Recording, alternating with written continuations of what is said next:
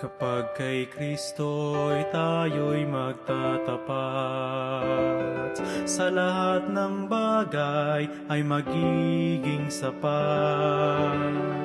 Sa bawat oras, damang patnubay, tiyak nakakamtin, walang hanggang buhay.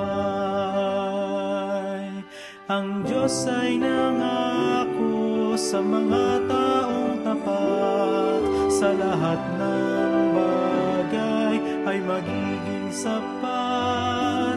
Atin siyang purihin sa lahat ng oras, awit ng pagwalhati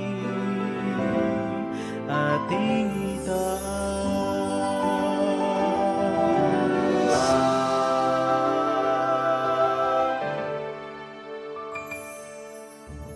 Si Kristo ang ating gawing Panginoon,